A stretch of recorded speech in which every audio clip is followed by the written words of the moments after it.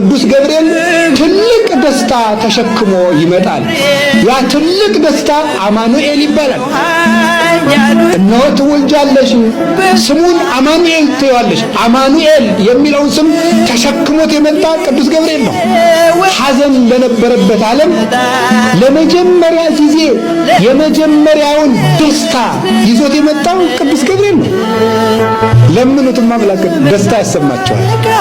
ደስታ ያሰማችሁ፣ ደስታ ያሰማን። ሁልጊዜ ቅዱስ ገብርኤል የምስራች ያሰማችሁ። የኢትዮጵያን መከራ በቃ ብሎ ሰላም ያሰማን። መልአከ ሰላም ነው ቅዱስ ገብርኤል። አትፍሩ የሚል ፍርሃት የሚያርቅ መልአክ ነው። አሁን የፊት ለፊታችን የምናከብረው በዓል ታኅሳስ 19 ላይ ላምጣችሁ። ታኅሳስ 19 እንደምታውቁት የቅዱስ ገብርኤል ዓመታዊ ክብረ በዓል ነው። እርሱም 3 ደቂቅን ከተጣሉበት የእሳት ወላፈን ወይንም ደግሞ የተጣሉበት የእሳት ጉድጓድ ውስጥ ደርሶ ያወጣቸው እና ትንቢተ ዳንኤል ምዕራፍ 3 ከቁጥር 12 ጀምሮ ሲናገር ምን ይላል መሰላችሁ?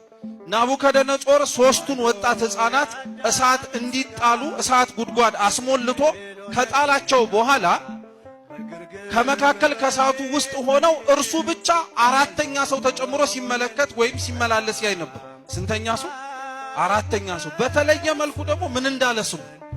የ4ኛውም ከነሱ ጋር የሚመላለሰው ሰው መልኩ የአማልክትን ልጅ ይመስላል አለ። መልኩ የማንን ልጅ ይመስላል? የአማልክትን ልጅ መልክ ይመስላል ይላል። ቅድም ሙሴ ካየውና ይሄኛው ናቡከደነጾር የሚባለው የእግዚአብሔርን ራእይ ከተመለከተበት በጣም የሚቀርበው የትኛው? በሐመልማሉና በነበልባሉ ያየነው ራእይ ይበልጣል ወይስ የእግዚአብሔር መልአክ ቆሞ በእነሱ መካከል ሲመላለስ ማየቱ ይበልጣል? የእግዚአብሔር መልአክ ይበልጣል። በነገራችን ይሄ ለምን እንደሆነ ታውቃላችሁ? ነቢያት ዘመኑ እየቀረበ አምላክ ሰው የሚሆንበት ጊዜ እየቀረበ ሲመጣ በገሃድ እስከሚታያቸው ድረስ ይመለከቱት ነበር። ሰው እንደሚሆን ያጠይቅላቸው ነበር እና እያንዳንዱ ሰው ነኝ ብሎ በሚነግራቸው ወይም ሰው እሆናለሁ ብሎ በሚያስተላልፈው መልእክት ላይ የትም ቦታ ላይ እመቤታችን አትታጣም። እንዲያው ጎረቤቶቼ ክፉ ሆኑብኝ፣ እንዲያው በቃ ትኩር ጥምድ ያደርጉኛል፣ እንዲያው ተሰብስበው ክፉ ምክር ይጎነጉኑብኛል፣ እንዲያው ምን ላድርግ? ዳዊት ድገም የዋ ቅዱስ ዳዊት ተሰዶ ሳለ ምንድን ያለ? ከቤተ መንግሥት ክፉ ምክር ተመከረበት አይደል? እግዚኦ ሚበዙ ለይሳቅዩኒ ብዙሃን ቆሙ ላይ የሚያስጨንቁኝ ምንኛ በዙ፣ ብዙዎች በእኔ ላይ ቆሙብኝ። እግዚኦ እለው አለ ምክረ አኪጦፌል ብሎ ጸለየ። ምክራቸው ፍርስርስ አለ። እንደዛ ብሎ ሲጸልይ ማለት አሳደደው። ሳኦል እየተከተለው ተሳሰደው። ለይግብው ድኅሬሆሙ ጸላእቴ አለ። ጠላቶቼ ወደ ኋላ ይመለሱ አለ። ዳዊትን ፈልጎ አጥቶት ተመልሶ ሄደ።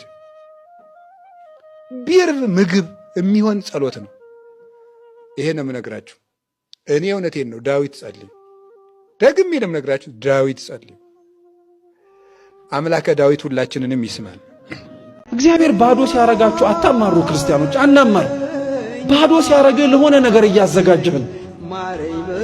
ለሆነ ትልቅ ዓላማ እያዘጋጀ ነው። ተመልከቱ።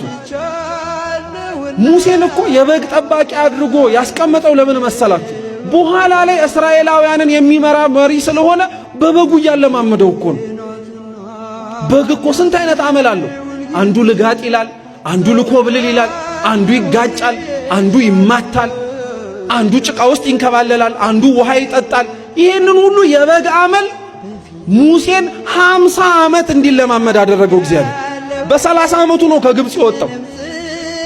50 ዓመት ሙሉ በግ ጠባቂ አደረገው። 50 ዓመት ሙሉ ይሄንን በግ ያስጠበቀው ግን ተዋርዶ እንዲቀር ስለፈለገ አይደለም። እንደ በግ የመሰላቸውን ህዝቡን መጠበቅ የሚችልበትን ጥበብ በበጎቹ ሊያስተምረው ስለፈለገ ነው። ታዲያ ዝቅ ማለት ሁሌ ውርደት ይመስላችኋል? ባዶ ሆኖ መገኘት ሁሌ ማጣት ይመስላችኋል? ክርስቲያኖች በፍጹም አይደለም። እግዚአብሔር ዝቅ ሲያረግ ለተለየ ነገር እያለማመደ ነው። እግዚአብሔር ዝቅ ሲያረግ ከፍ ላለው ዓላማ ከእንዲሁ እያዘጋጀ ነው።